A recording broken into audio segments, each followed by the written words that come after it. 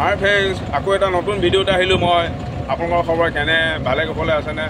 ভালে কুশলে থাকক, নিশ্চয় হাঁহি থাকক আৰু হাঁহি খোৰাক লওক।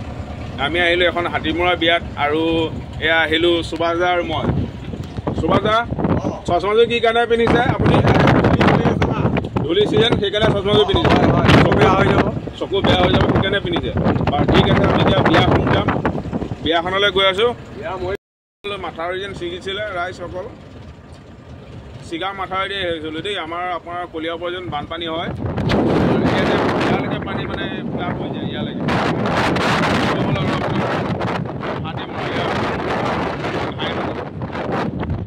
এখন হ'ল আমাৰ অসমৰ ঘাই নদী ব্ৰহ্মপুত্ৰ। এই মাথাউৰি আমি আহিছোঁ হাতীমৰা মন্দিৰলৈ, মা কামাখ্যা মন্দিৰলৈ।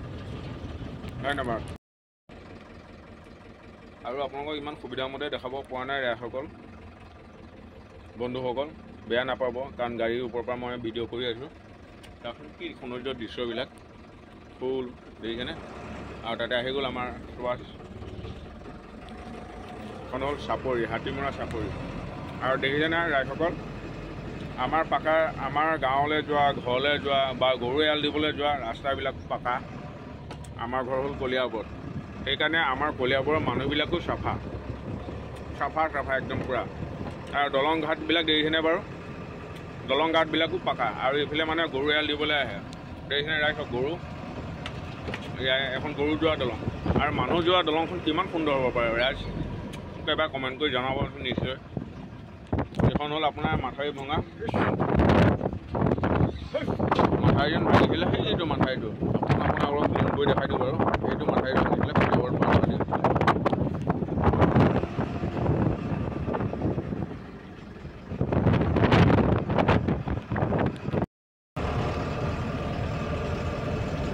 আৰু আমি আহিলোঁ ইয়াত দেখিছেনে ৰাস্তা, কি ধুনীয়া ৰাস্তা। আৰু শিমলু ফুল ফুলিছে, শিমলু ফুল ফুলিছে দেখিছেনে? কি ধুনীয়া গছ, সেইজোপা শিমলু ফুল বুলি কয়। গিলাচখন বেয়া কাৰণে আপোনাৰ ভাল লগা নাই। আৰু এয়া হ'ল চাপৰি, দেখিছেনে? আমি ইয়াত গৰু চৰাবলৈ আহোঁ।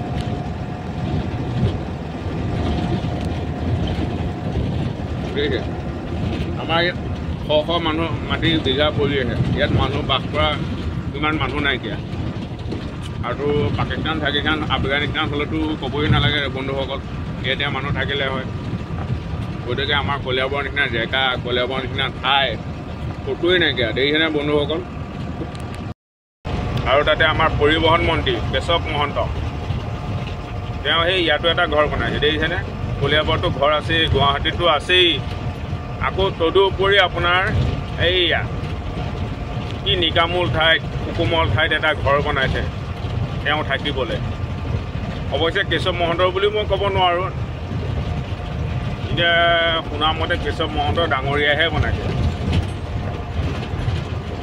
এইটো ঘৰ। এৰিছে কিমান ধুনীয়া জেগাত বনাইছে, এইফালে গৰু, এইফালে নদী, এইফালে গছ গছনি, তাৰ মাজতে আৰু ঘৰ কেইটামান আছে 2-3টা, কিন্তু 2-3টা ঘৰৰ ভিতৰত এইটো ঘৰহে সাজি আছে মানে ইয়াত কলিয়াবৰৰ ভিতৰত।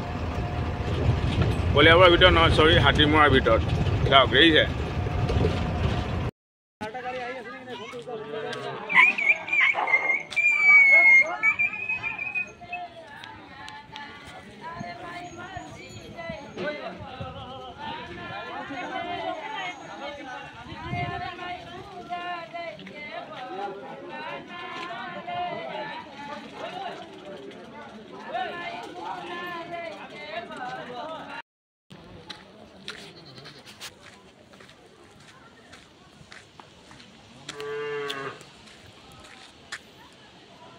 আৰু একেবাৰে বগা বগা দেখিছে এয়া এখন নদী হয়, আৰু মানে পূৰা বালি উৰি আছে তাত যাব নোৱাৰি, ইমানেই ধূলি। আৰু এইটো দেখিছেনে? এইফালে এখন নদী বগা বগা।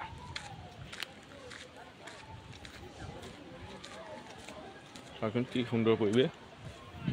আৰু এয়া হ'ল আমাৰ হাতীমৰা মা কামাখ্যা বাবা আৰু মা মন্দিৰ।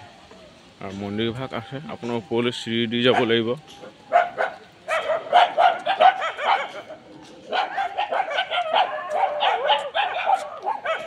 আৰু মই সেইকণলৈ যাবগৈ নোৱাৰোঁ। কাৰণ মাছে মাংসই মই ভাত খাই আহিছোঁ। আৰু এইখন হ'ল নদী, দেখিছেনে কিমান ধূলি উৰি আছে আৰু ফাগুনৰ পচোৱা বতাহ জাৱনীবিলাক দিছে কিমান ধুনীয়াকৈ হিলি আছে, নাচি আছে, মনবিলাক নথৈ আনন্দ হৈছে হয়নে? আৰু গতিকে বন্ধুসকল ভিডিঅ'টো চাই কেনেকৈ পালা বা কেনেকুৱা হৈছে, ভিডিঅ' কৰা হৈছে নে নহৈছে অলপ কমেণ্ট কৰি জনাবচোন। তেতিয়াহে আপোনালোকৰ যদি দুই এটা কমেণ্ট পাই থাকোঁ আশা কৰোঁ, তেতিয়া আৰু উৎসাহ বাঢ়িব আৰু ভিডিঅ' বনাবলৈ মন যাব।